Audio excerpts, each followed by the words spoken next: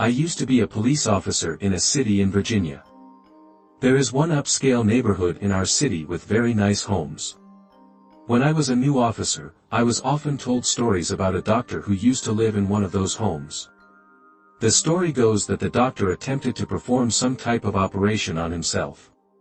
He numbed his stomach area to make an incision, but since he couldn't feel it, he accidentally cut too deep and wide, ultimately disemboweling himself.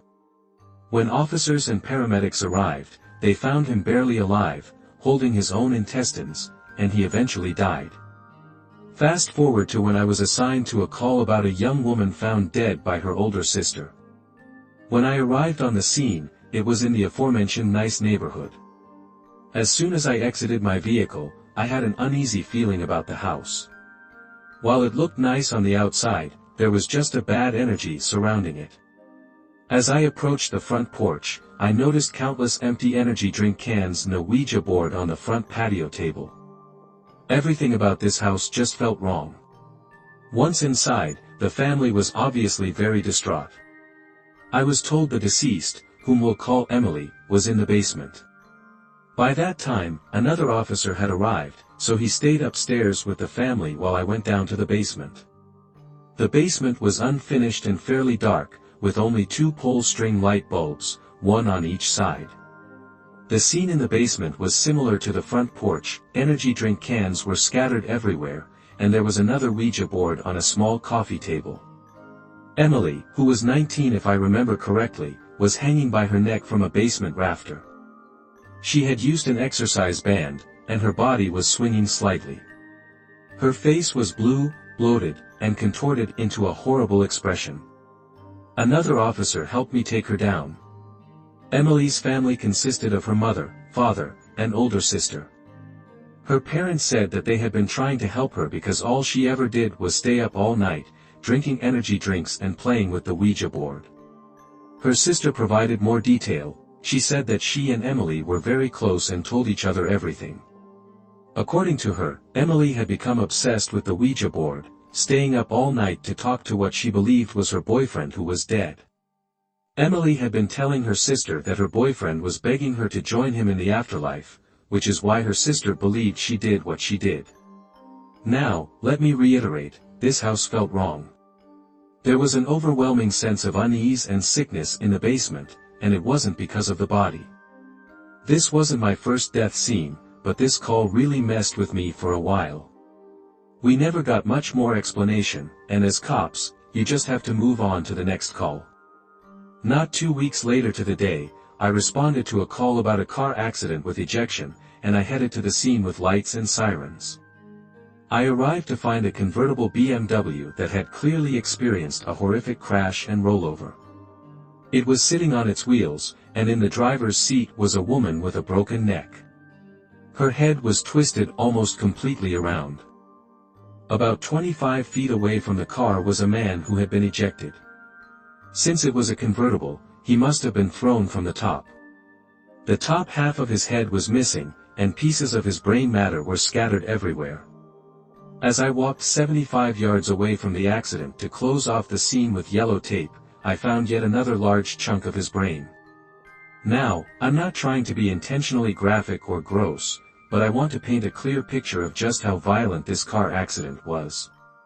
When I obtained the man's ID and radioed it in to dispatch, another officer and I realized the same thing at the same time. These 2 people were Emily's parents, who had died in a terrible accident exactly 2 weeks after her death. Breaking the news to the older sister was heartbreaking, and I kept in touch with her for a while. She had inherited her parents' estate and life insurance money and ended up selling everything and buying a new house to try and start over and build her life. However, the story doesn't end there. You see, about a month later, another officer was called to the scene after a pedestrian was struck by a car while jogging in her neighborhood. And yes, you guessed it, it was the sister. She survived several weeks in a coma but ultimately did not make it. If you're wondering why the story about the doctor is relevant, it's because the house where Emily took her own life was the same house that doctor had lived in. I don't know what to think, but to me, it seems like either the house is cursed or Emily opened up something very dark. That was a few years ago, and I'm no longer a police officer, as that's a story for a different time. I've since moved a couple of states away, and all I know is that I'm just glad to be as far away from that cursed situation as possible. When I was 10, my life changed in ways I could never have imagined. My father inherited an old house in remote New South Wales from a distant relative we barely knew. He thought it would be an idyllic place to raise a family, away from the hustle and bustle of city life. Little did he know what awaited us. The house was nestled in the middle of nowhere, surrounded by dense bush. In it, it was the perfect picture of tranquility, at least during the day. The house itself had an eerie, antiquated charm with creaking floorboards and dimly lit hallways that seemed to stretch on forever. My family consisted of my father, my mother, my older sister, Lucy, and me. We moved in with excitement and a sense of adventure, unaware of the horrors that would soon unfold. The first few nights were pretty uneventful. My father busied himself with repairs, my mother unpacked, and Lucy and I explored the property. On the fourth night, I had my first encounter. I was in my room reading a book when I felt a sudden chill. The room seemed darker than usual, and I had the unmistakable feeling of being watched. I looked up and there, peering around the corner of the door frame, was a figure. It was barely visible, like a shadow, but I could make out the shape of a head and shoulders. I froze, my heart pounding in my chest, and the figure remained there for a few agonizing moments before disappearing. I convinced myself that it was just my imagination, despite the creeping fear that settled in my bones. Weeks passed, and odd things continued to happen, mostly to me. My toys would be moved around, and my bed would occasionally shake in the middle of the night. I told my parents, but they dismissed it as nightmares or childish imagination. One night, I woke up to a whispering voice hissing my name. I sat up, drenched in sweat, and saw the same figure from before, now at the foot of my bed. It was closer and clearer, it had no features, just an inky blackness. I screamed, and my mother rushed in, and the figure vanished the moment she opened the door, leaving her to comfort me and dismiss it as a bad dream. It wasn't until Lucy had her own experience that my parents began to take things seriously. She came to me one morning, pale and shaken, saying that she'd seen a woman in old-fashioned clothes standing at the foot of her bed, staring at her with hollow eyes. My parents started to believe something was off but didn't want to admit that something supernatural might be happening. Our situation escalated over the 5 years that we lived there. It started out small, with lights flickering, strange noises, and cold drafts, but grew increasingly malicious. 2 experiences stand out vividly in my memory. From what I recall, the first happened during our 2nd year. My father had gone into town, leaving the rest of us alone, and it was a stormy night. The house seemed alive with almost its own energy. Lucy and I were in the living room, trying to watch TV despite the frequent power flickers, when suddenly the room went ice cold and the TV turned off entirely. In the next moment, the corner of the room darkened, and we both saw it, an unmistakable figure peering out from the shadows, its eyes reflecting the dim light. It slowly moved closer, and we could make out the shape of its mouth twisted into a very cruel smile. Lucy grabbed my hand, and we bolted upstairs to my parents' room, locking the door behind us. My mother tried to calm us down, but she too felt the coldness and unease that permeated the house. Another terrifying event occurred in our 4th year. My father had become more open to the idea that something was clearly wrong. He brought in a local priest to bless the house after numerous pleas from my mother, and that night, after the blessing, I was in the kitchen getting a drink of water when I felt a presence behind me. I turned and saw the same figure that had haunted me for years, now clearer than ever. It was a man, gaunt and hollow-eyed, with one side of his face hideously scarred. He stood at the entrance of the kitchen, blocking my exit, and I was paralyzed with fear. He began to move towards me, slowly, deliberately, and every step he took seemed to drain the warmth from the room. I fell to the floor, unable to move, only managing to scream when he was inches away. My father burst in, and the figure vanished, leaving the air thick with dread. The priest's blessing had stirred whatever malevolence resided there. In our final year, things became unbearable. The entire family started hearing voices, footsteps, and seeing the figure, now bolder and more frequent in its appearances. It seemed to thrive on our fear, growing stronger, longer, and more aggressive. Doors would slam, objects would fly across the room, and we all felt watched all the time. We decided enough was enough. One evening, as we packed our things to leave, the activity reached a fever pitch. The house shook, the temperature dropped to freezing, and all of us saw shadows darting around. It seemed the entity didn't want us to go, but we were very resolute in our decision. We moved out the next day, leaving behind that cursed house and never looking back. Later on, we learned that the house had a very dark history. The man who built it in the 1800s was rumored to have gone mad and taken the lives of his family. His spirit, along with others, was said to haunt the property, reliving their final moments in a twisted loop of torment. Living in that house changed us all. We never spoke of it much after we left, but the memories lingered, and even now, years later, sometimes I wake up in the dead of night, half expecting to see a face peering around the corner, watching and waiting. In October 2017 I lost my husband while I was 7 weeks pregnant, and the day he died, I left for work in a hurry. We exchanged some texts after he woke up, discussing a phone interview that he had later that day and the pain he was experiencing in his leg. We had a quick phone call a couple of hours later, where he mentioned that he was running to the pharmacy for pain meds. About an hour after that, I tried calling him several times to make sure that he got home safely, but there was no answer, which was very unlike him. I kept calling him for hours until finally, a woman answered his phone and she told me that she was with the sheriff's department and asked me to come home. At the time, I worked in a prison, fearing that he might have gotten into some sort of trouble.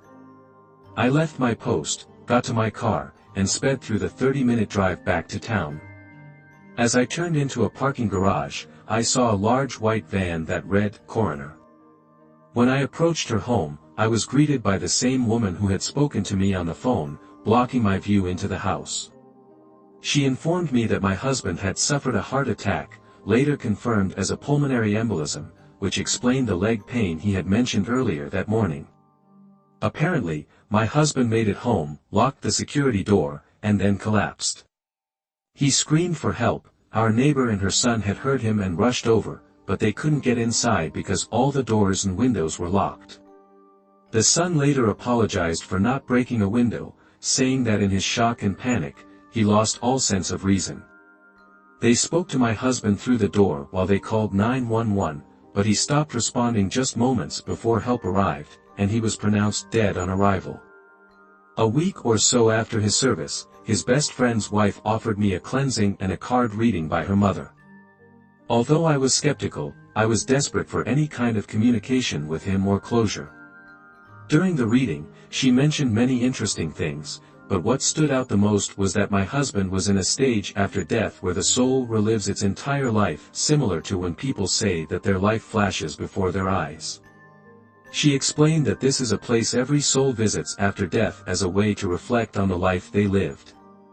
She also said his death was so sudden that he hadn't yet realized that he had died and that I would need to help him cross over. She felt strongly that I was the one who could help him and instructed me to light white candles and place a jar of water to guide him to peace. Now, a few months later, I moved into my parents' house. One day, while lying on the couch, I suddenly felt a heavy sensation, almost as if I had been administered anesthesia. It felt like sleep paralysis. When I could finally open my eyes, I was still on the couch in my parents' living room, but my husband was sitting on a chair right in front of me, as clear and as real as he had been before he died. Before I could even speak, he started talking. He told me that he was nervous about his upcoming phone interview, the one that he had the day he passed. He said he was excited and hopeful about getting the job and asked for help preparing. I looked at him with tears in my eyes, feeling the weight of what I had to say. I told him, "Baby, I'm so sorry. Do you remember the pain in your leg? You had blood clots, one of them made its way to your heart. You weren't going to make it to the interview, baby. "You died." I'll never forget the look on his face, first confusion, then the slow realization of what I had just told him. I apologized again, told him I loved him, and begged him to respond, but he just sat there with that strange expression. Suddenly, I woke up. The chair from my parents' kitchen table was now sitting directly in front of me, empty. I never dreamed of him again after that, and I pray it's because I gave him the closure that he needed to cross over. We now have a 5-year-old son who often dreams very specific dreams about his father. He talks about things that he couldn't possibly know unless it came directly from him. Losing my husband was my first real experience with death, but it brought me peace to have my own confirmation that there is something more after this life. This experience I'm going to describe has taken a while for me to get together and actually write down. It takes place in Yosemite National Park in August of 2017, with my two best friends, Zach and Andrew. Zach had worked that summer as a parking agent at Glacier Point and was pretty familiar with the area. His employee housing was in Weona, a house he shared with two other guys. Andrew and I were visiting for the week and had each been to Yosemite before. One of the nights there, we decided to watch the sunset at Hermit's Chill, Weona Falls. It was a great hike that Zach had done before. The trail was about 4 miles to the top, with about a 2,000-foot elevation gain. We brought food and decided to hike up, take a swim, and eat at the pools on top of the falls. We set out a couple of hours before sunset. As we approached the top portion, we were about half a mile from the top of the falls when a guy about our age, early 20s, ran up to us from the bushes, frantically asking for help. His friend had fallen 50 feet off of a cliff and had shattered his femur. Zach was used to this, having worked in the park all summer. He had seen many injuries and was used to them. The man didn't have cell reception, but I did, so I called 911 and reported the accident, requesting search and rescue. After a few minutes, we decided that we wanted to continue the hike, after search and rescue assured us that they would be there soon with a helicopter. We told the guy that help was on its way and continued the next half mile up to the top of the falls. When we got up there, it was a picture-perfect scene, a beautiful sunset as we swam and ate. We then got into amazing shows. We saw the helicopter land to pick up the injured guy that we had just encountered right below us. I'm a private pilot in the Air Force, so I loved every second of watching the helicopter land on the mountainside after the sunset. We began the hike down and passed the spot with the injured guy, and search and rescue was taking care of him. We had a brief encounter with them. They thanked us for calling it in. It was now dark out, and we continued the hike down. There wasn't much moonlight and it was pretty dark, so we used our phones as flashlights to see the trail. This is where the story gets interesting. The top of the hike was switchbacks, with a steep incline on the right and a steep decline on the left, with shrubs and trees. It was definitely too steep to hike down, hence the switchbacks. About 1 mile into the hike, Zach was in front with a light, and I was second, also shining my light. Andrew was in the back. Zach was shining his light ahead and saw something sticking out from behind a tree about 15 feet ahead, just off to the right of the path. Instinctively, he shone his light on it. That's when whatever it was revealed itself from behind the tree and ran across the path down to the left and down the steep grade. It ran on 2 feet and resembled some sort of humanoid figure. It was a little shorter than us and clearly had 2 arms and 2 legs but moved in an inhuman way. It vaguely resembled a person with a head and limbs but appeared to be just skin, with no clothes at all. All 3 of us saw it and froze in our tracks. We continued shining the light where it had run down the left side of the mountain, but we didn't see anything after it disappeared. We were absolutely terrified, none of us really knowing what to say because we had no idea what we had just witnessed. The worst part was that we still had another 3-mile hike ahead of us, plus another 1.5 miles from the trailhead to Zach's house, all while knowing that this creature could be stalking us, close by. Luckily, we made it to his house, terrified and exhausted, but unharmed. Whatever it was must have been just as scared of us as we were of it. My question is, Has anyone else had a similar experience in that area? I've done some research, and my best guess would be a skinwalker, but it didn't try to lure us into the forest with us. We had another strange experience a couple of years later in Tuga Pass, right outside the Tuga gate of the park. We were camping in a closed campground in that area, and in the middle of the night, I woke up to go to the bathroom. Before exiting the tent, I saw an orb about 5 feet away, floating by with a bright light. I don't think it was a person because Zach, Andrew, and I all saw the orb, and there wasn't anyone around us.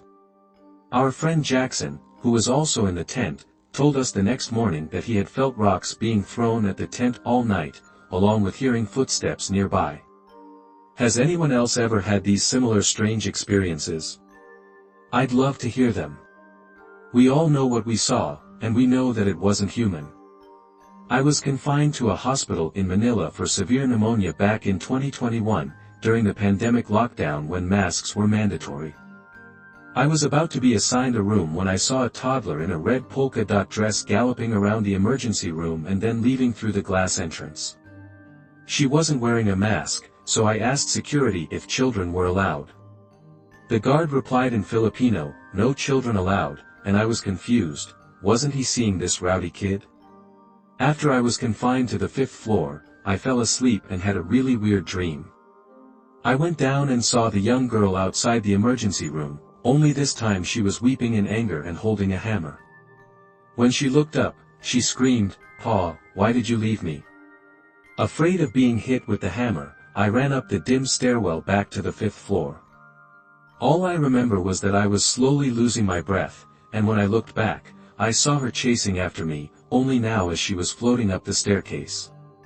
It felt like I ascended over 20 floors because the chase seemed never-ending. The stairwell echoed with a pleading voice screaming, "Pa." By the time I reached my bed, I was physically out of breath, and that's when I woke up with dangerously low oxygen levels, gasping for air, already surrounded by 2 attending nurses. I was initiated for a few days after that, and when I regained consciousness, I recounted my dream to my attending nurse. She froze in shock before asking, did she have a polka dot dress on, and I asked her how she knew.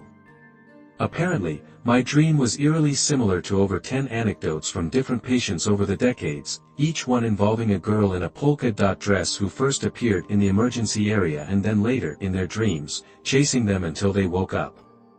The existence of this girl has been an open secret among the hospital staff, passed down from worker to worker since the 1970s. I guess the backstory goes more than 40 years ago. A small, dengue-infected child was brought to the hospital by a young Chinese father in his 20s. For reasons unknown, perhaps because she was an illegitimate child not recognized by the father's family, the dad abandoned her at the hospital, never to return. The hospital recorded no proper identity for the little girl, and she eventually died alone. She was buried in the cemetery right across from the hospital, and a group of nurses helped bury the girl. They named her Sha, a Chinese Filipino term for youngest daughter. She wore a polka dot dress. The nurse told me that while they have never actually seen the ghost, they all know of her existence. They also know that the ghost only reveals herself to certain people. Strangely, all the patients who reported seeing her shared similar physical attributes: East Asian looking, i.e., Chinese, in their 20s, of average build, around 5 feet 8 inches, and on the brink of death. Perhaps patients who resembled her father. Did I remind her of him? I've come to believe the ghost of this girl is still searching for her father. I won't deny it, it felt like I was running from death itself. But in hindsight, I wonder if the girl simply wanted a father. Maybe she wanted to bring one with her to the afterlife. By some miracle, I survived the whole ordeal, and I returned to that hospital last year for a routine checkup. But I never saw that girl again. Call it a blessing or a curse, but for what it's worth, that dream woke me up to a second chance at life. And I hope you find peace wherever you are, little girl. Finding a rental in suburban Victoria that was actually affordable seemed like a miracle. My 2 housemates and I, all in our early 20s and juggling part-time jobs with university, couldn't believe our luck when we found a charming house at the end of a quiet cul-de-sac. It was suspiciously cheap for the area, but we chalked it up to our good fortune and a landlord eager to fill the place quickly. We moved in during an unusually warm summer, and the house had a dated but cozy feel, with worn carpets and faintly creaking floorboards that we wrote off as part of its charm. It wasn't long before we started to notice some oddities. The first night, while we were unpacking in the living room, we heard footsteps running up and down the hallway. We dismissed it as the house settling, maybe some old pipes, but the footsteps continued every night, always around the same time, 2 a.m. My room was at the end of the hallway, so I was often the last to hear the footsteps before they faded away. One night, I decided to stay up and see if I could catch whatever or whoever was causing the noise. I sat in the living room, lights off, with only the glow from my laptop for company, and right on cue, the footsteps started, light, rapid steps, unmistakably human yet not matching anyone's presence. As they approached the living room, I felt a chill run down my spine. The air grew cold, and the footsteps stopped just short of the doorway where I was sitting. I looked up, but there was nothing there, just darkness and the overwhelming feeling of being watched. Now, we laughed it off the next day, but a sense of unease definitely lingered. And then came the touches. It started with Claire, one of my housemates. She'd been studying at the kitchen table and would suddenly feel a light brush against her shoulder, like someone lightly running their fingers over her to get her attention. She'd whip around, expecting to see one of us, but the room would be empty. Over time, Sam and I experienced the same cold, fleeting touches, ever so gentle but profoundly unsettling. The real terror, though, began with the sightings. One evening while we were all relaxing in the living room, I noticed a shadowy figure peering in through the window.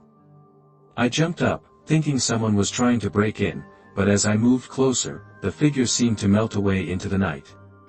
Sam saw it too, confirming I wasn't just seeing things. And from that point on, the figure haunted us, watching us from the windows, always just at the edge of our vision, disappearing whenever we tried to confront it. The worst night of our lives in that house started just like any other.